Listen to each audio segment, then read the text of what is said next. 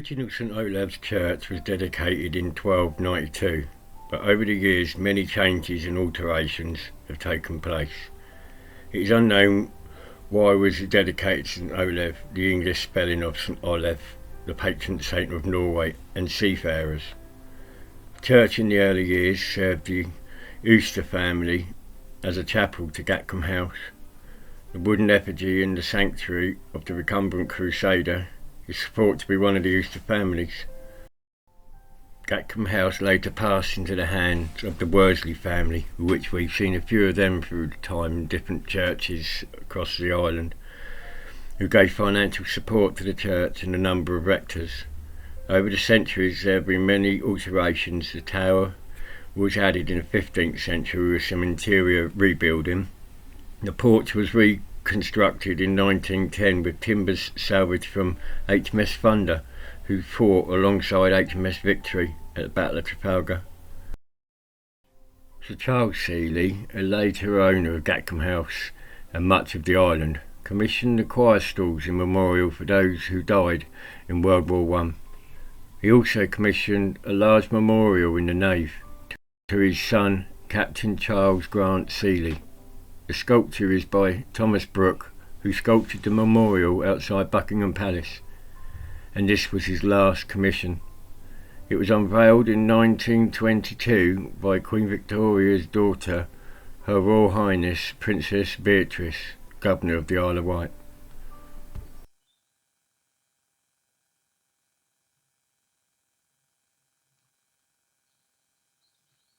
Hi and welcome to another episode of Cemetery Strolls. Today we are at St Olaves Church in Gatcombe, dedicated in 1292.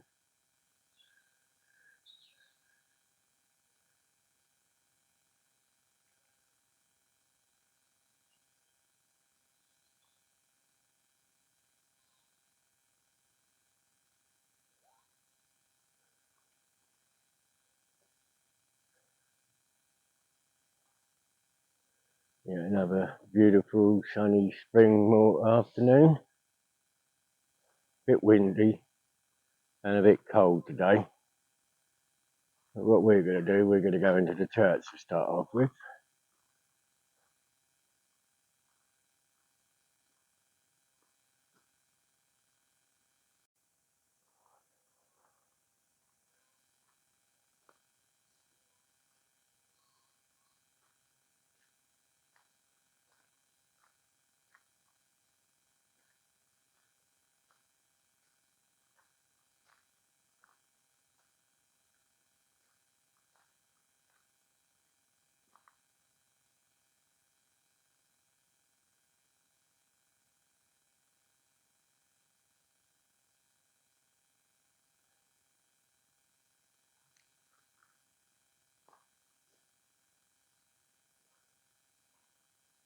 Get a moss on them. They look lovely. The flat one there with the primrose on. We'll come and check all these out in a bit. It does seem like there's a lot of new and old put together. Not long mowed it.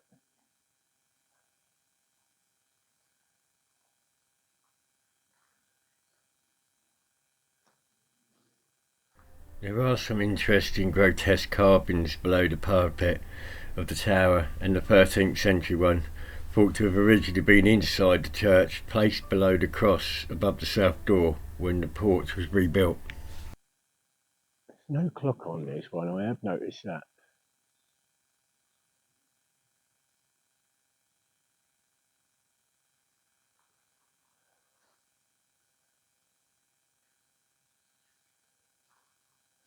Let's go and have a look inside, shall we? Beautiful gate.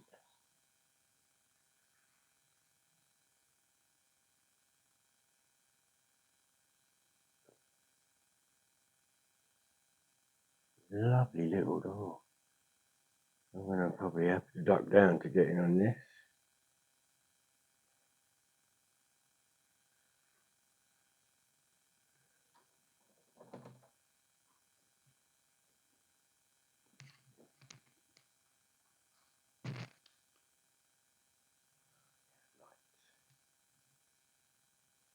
Very small church.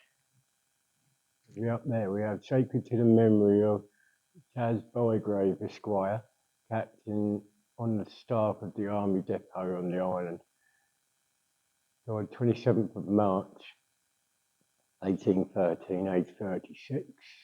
Much respected, illuminated by the desire of his affectionate widow. This tablet is erected to his memory.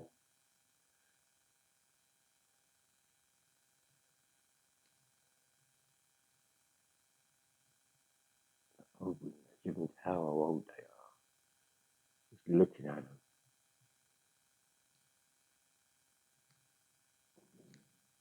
Oh, bloody. We have, in memory of Mary, wife of Bishop Chapman,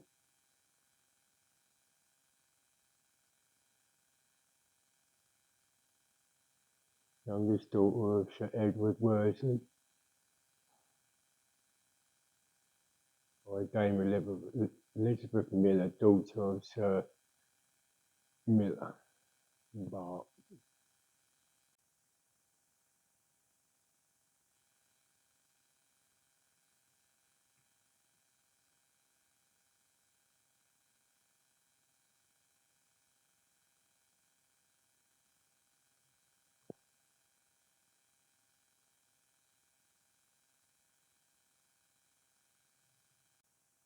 Here we have the rectors list from 1294. Picture of St Olaves as well. This doesn't seem to be all done up by the looks of it. Otherwise it does. It's not full.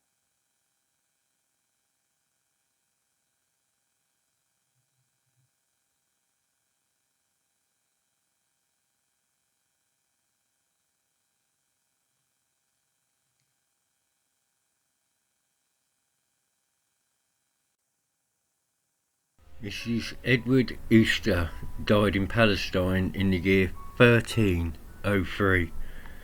One of the most emblematic items in the church is the oakley effigy of a crusader in the sanctuary. It is old enough to be a memorial of one of the members of the Easter family.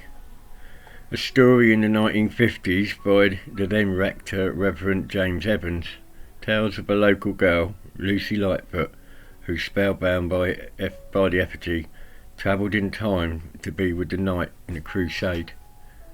That story is actually going to be carried on with Raccoon Red. She's going to actually be doing that part of her channel.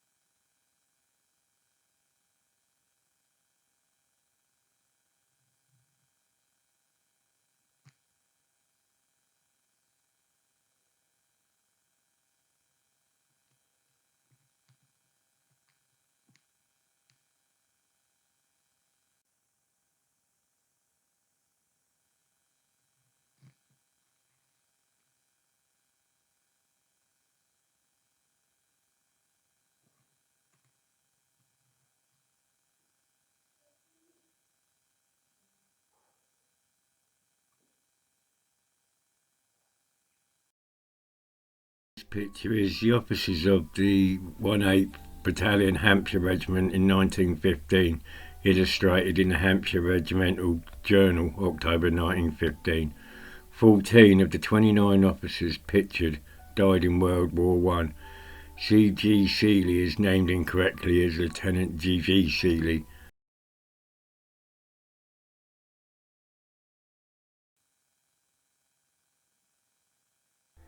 The Seeley Memorial, the large marble monument in the nave, is the work of Thomas Brock, the eminent sculptor. It is in memorial to Captain Charles Grant Seeley and was unveiled in 1922 by Her Royal Highness Princess Beatrice, daughter of Queen Victoria. The inscriptions record that he was killed in Gaza in Palestine in 1917. His body was buried in Gaza alongside other soldiers of the Isle of Wight Rifles. The crest carved on the sides of the memorial are associated with Captain Seeley. Unfortunately, soon after the memorial was completed, it was damaged.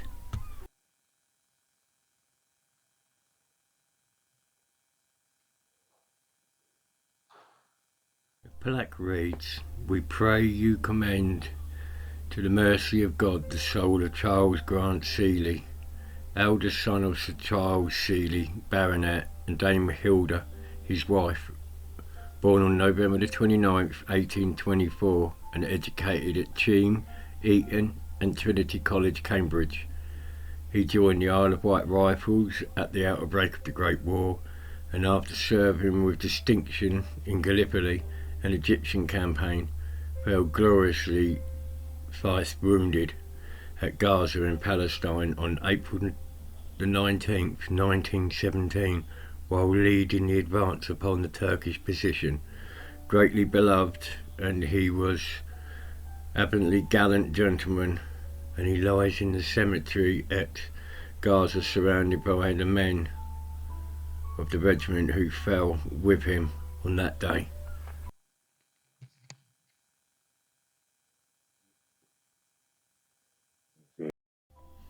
The fonts. The old font at the back of the church, which we're looking at here, has been in the church from the earliest of days. It is constructed of Purbeck stone and lined with lead. For centuries the children of this parish are baptised in here.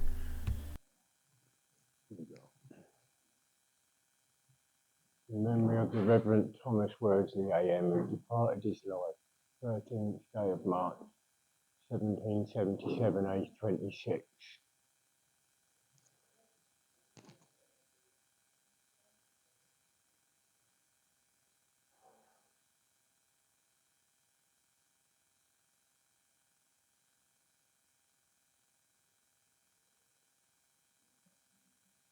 Look at that, see.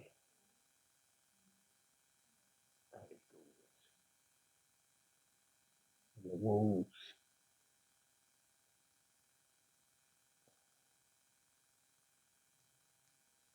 That quaint little door. The bells were rehung and this chiming cabinet installed in grateful memory of John Wight Wyndham, who rector of this parish.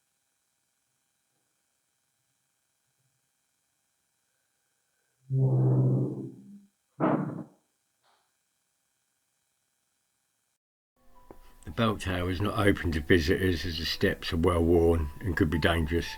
The bell chamber is reached via a long spiral staircase and contains 3 large dead-hung bells, meaning they're rung using a hammer to strike the bell rather than the bell be swung. The eldest is inscribed as follows: "God be your guide, RB 1605. The inscription on the other 2 bells are Matthias Goldsmith, Rector, Richard Young, Churchwarden, Clement Torsier, Castmere, the year of 1700, and Benedictine 6 Norme, which translate "Our help is in the name of our Lord." The chiming cabinet is a memory of Reverend J.W.F. Wight, who was rector of the parish for 32 years and passed away in December 1952. A piece online from the Isle of Wight Echo from 19th of April 2023. It's a little thing on the sons of 3 famous Isle of Wight families fell in the second battle at Gaza. Sons of 3 well-known Isle of Wight families, Pittis, Ratseys and Seeleys, fell in battle during World War I at Palestine some 107 years ago. All served with the Isle of Wight Battalion of the Hampshire Regiment. They lost their lives on the 19th of April 1917 in the Second Battle at Gaza, which was fought between Turkey and the British Empire for controlling of the Mediterranean. 21-year-old Charles Seymour Pittis MC was the eldest of Seymour and Kate Pittis, who lived at Hale Manor. He was already a partner in the family firm of Roach and Pittis. Before his death in Gaza, he had been awarded the Military Cross for his service in the Battle of Gallipoli. A memorial plaque for Charles Pittis can be found in St George's Church in Arran, which we have visited. Most tragic was the fate of Captain Stephen Gilbert Ratsey, son of the sail-making family from Cowes, who lost the battle together with his brothers Donald and Thomas. A memorial for the three brothers may be found in St Mary's Church in Cowes. Most notable of the tragic deaths was that of Charles Grant Seeley, who bravely carried on fighting despite being thrice wounded in battle. Seeley's family originally became rich through coal mining. Then they acquired property on the Isle of Wight at Brook, Moddeston, Bryston and Gatcombe. The Isle of Wight current MP, Bob Seeley, is a descendant from the family. The memorial tomb of Charles Grant Seeley may be found at St Olaves Church in Gatcombe.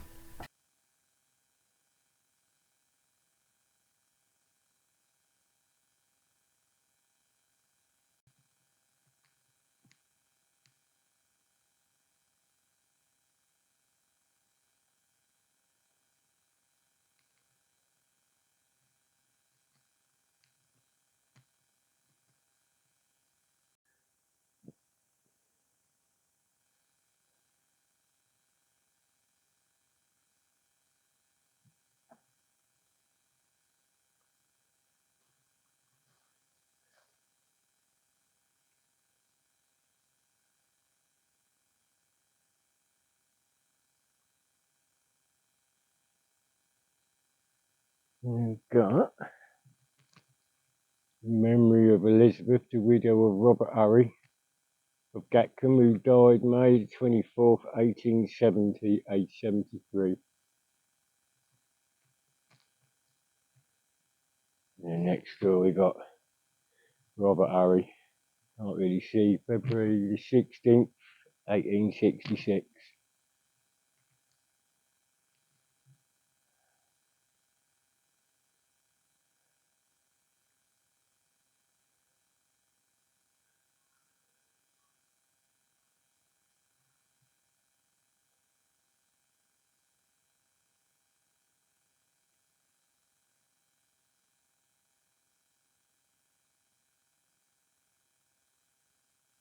Some really old ones down there. A lot of this is unrecognisable writing.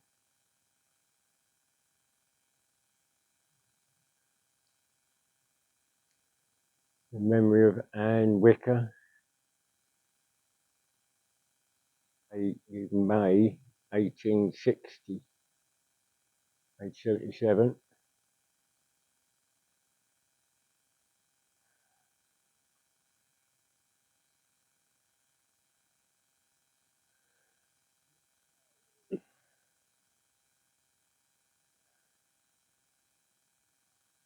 Sarah Kirkpatrick, born December the 24th, 1808, and died July the 6th, 1874.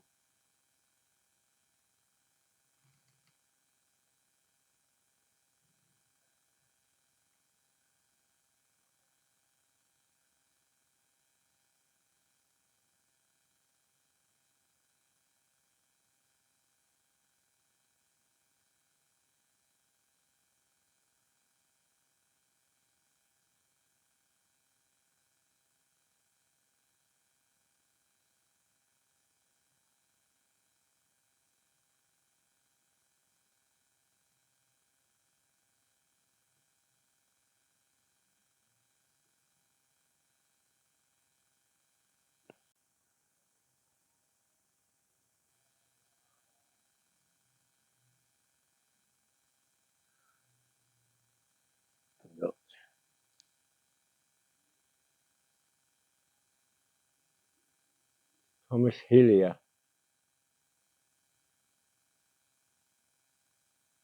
Died November the 25th, 1832, aged 69. Also Jane, his wife, March the 25th, 1855.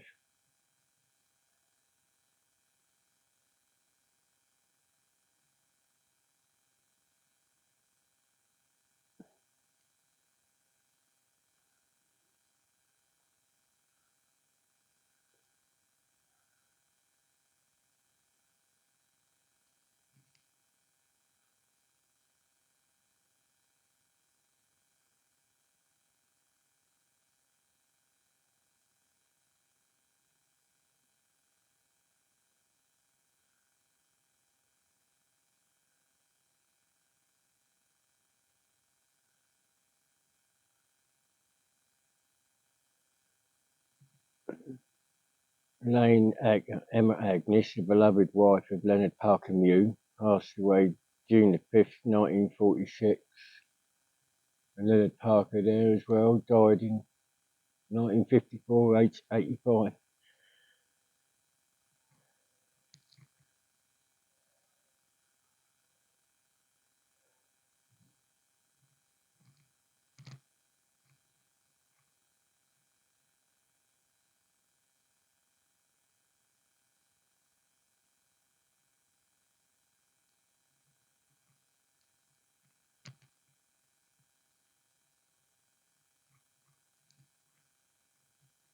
There's a big gap here, so obviously there's going to be space or it's empty because they've got a new one just over the other side of the path, which is literally just through that gap.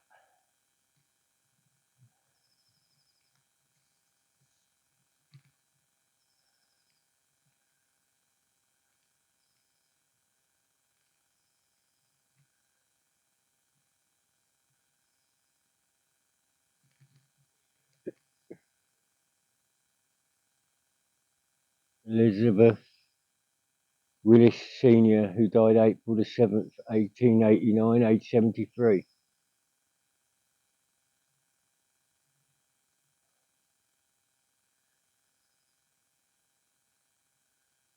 Got Eliza Toll, who died 18th May 1877, aged 65.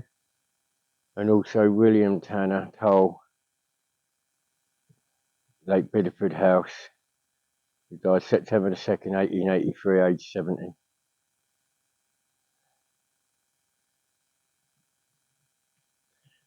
There's a beautiful murals on there.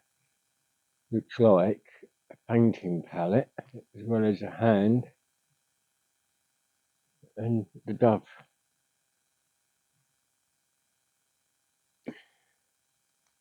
And that is Caroline Toll, daughter of the late William Tanner and Eliza Toll of Bideford House, who died on the 17th of August 1906, aged 66. After such suffering, cheerfully for Christ. And also Fanny Louise Toll, June 1922.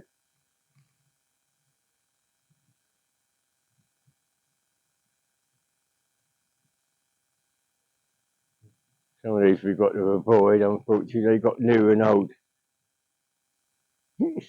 Joseph Cheek, beloved husband of Lucy Cheek, who passed peacefully September the 25th, 1902, aged 42. Alan Cheek died December the 16th, 1891. And Bertie Cheek, 900, December the 21st, 1900. Sons of the above.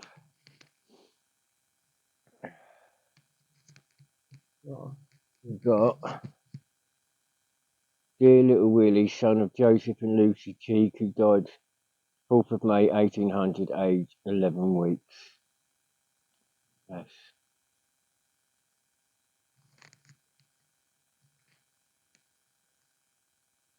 And then we've got Anne Cheek, who died May the 23rd, 1886, aged 66. And also Reuben Cheek, who died November the 20th, 90, I think. 868.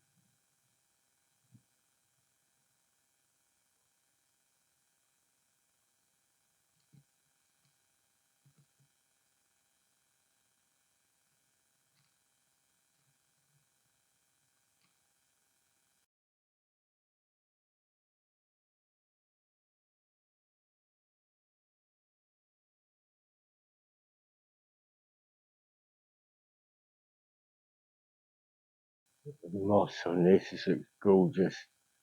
It's a shame, obviously, because we can't read it. It's Robert Urry, that's all I can see. And then James Walter Urry.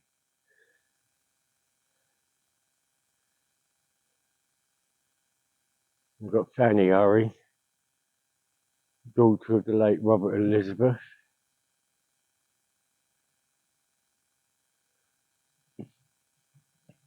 Of Gatcombe and many years president in Salzburg, Austria. Wow.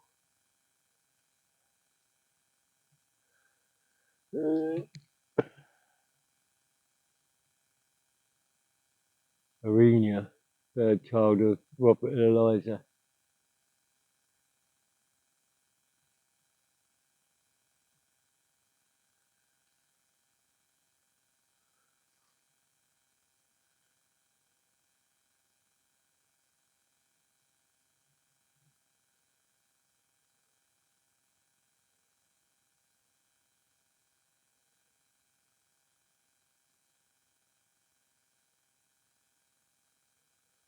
It's like the Brannan family by the looks of it. They're two Brannans as well. That's Alfred Brannan of Gatcombe, New Barn, and formerly of Wootton, Isle of Wight, born April 22nd, 1815, and died December the 2nd, 1893. Martha, his widow, died 1st of May, 1903.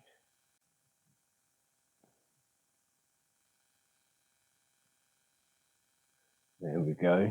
We have 925750 Sergeant W.R. Cooper, Royal Air Force, 12th of June 1942. Thank you for your service, sir. And also we've got, ground is sinking, small Air Force badge there. Memory of our dear Willie, Sergeant Ops W.R. Cooper, RAF, ER, killed June the 12th, 1942, age 27. Thank you for your service, sir.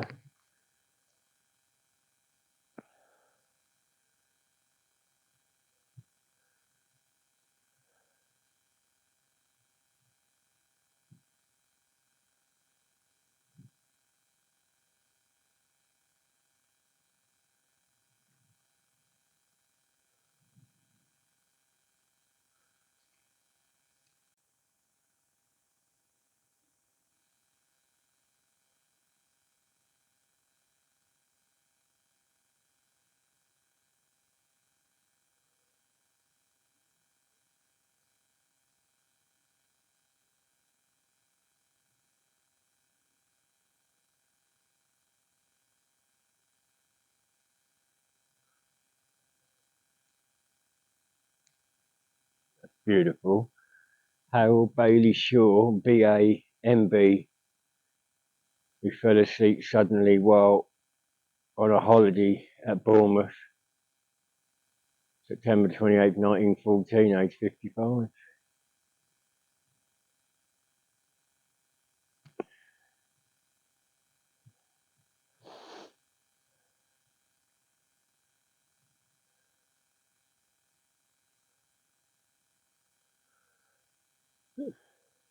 Mary Ann, beloved wife of Maurice Woods of Gatcombe Mill, born April the 6th, 1838 and died April the 4th, 1909. And Maurice was born September the 6th, 1838 and died March 17th, 1913.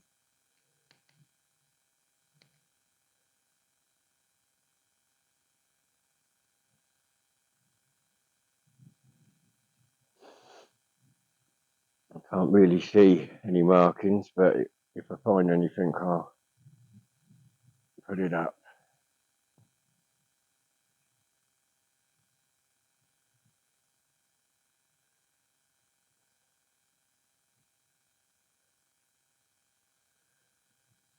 Loving memory of Adolphus Morris, who died October the 28th, 1916, aged 74, and also his wife Charlotte, who died September the 14th, 1924, aged 81.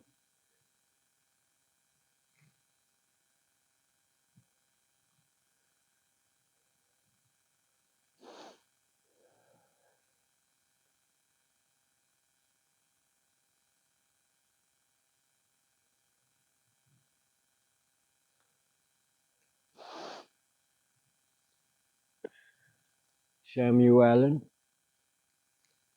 who died October 27th, 1907, aged 69. Primroses are all out, beautiful.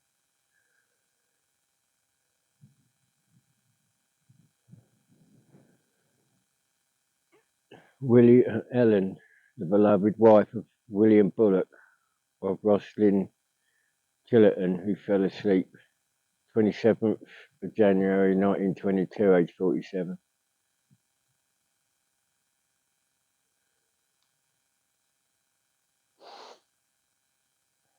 Sorry about the sniffies.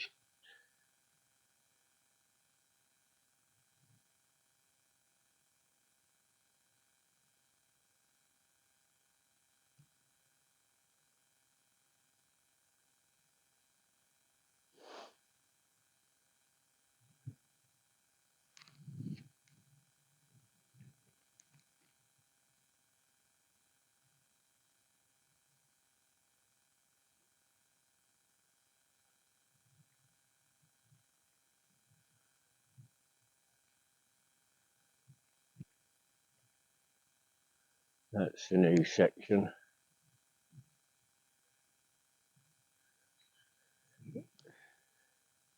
Can't see, but I think that's probably a child.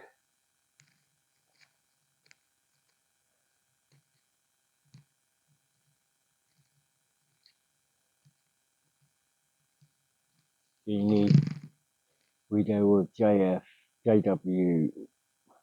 Leper, Somerset.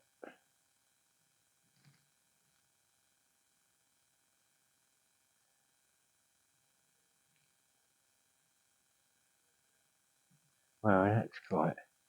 Looks like it's homemade. It's Samuel James Vallance, 1886 to 1950.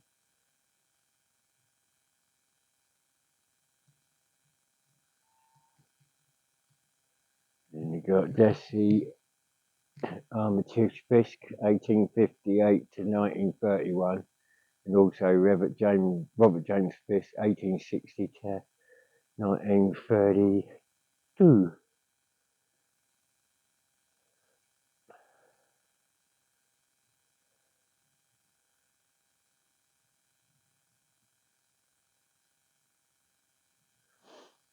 We have Flight Lieutenant Anthony Langdon, RAF, Born July the 11th, 1908, and killed in active service December the 20th, 1944. Thank you for your service, sir. And also in memory of Latia, beloved wife of Walter Langdon of Gatcombe House, who died December the 1st, 1890, aged 55.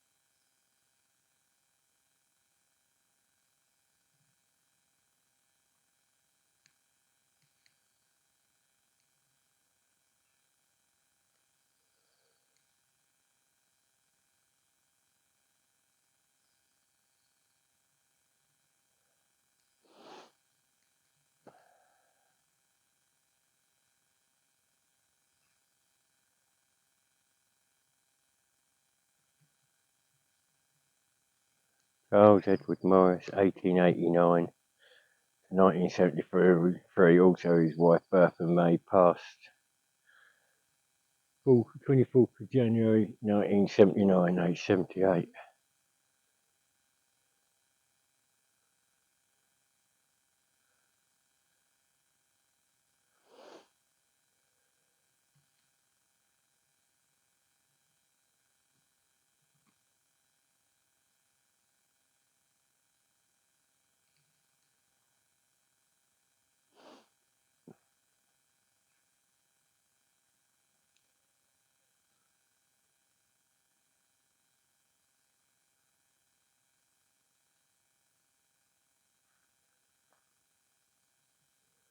Right, so we're going to call that it for this episode of Cemetery Strolls. Please don't forget to like, subscribe. Subscribing is free.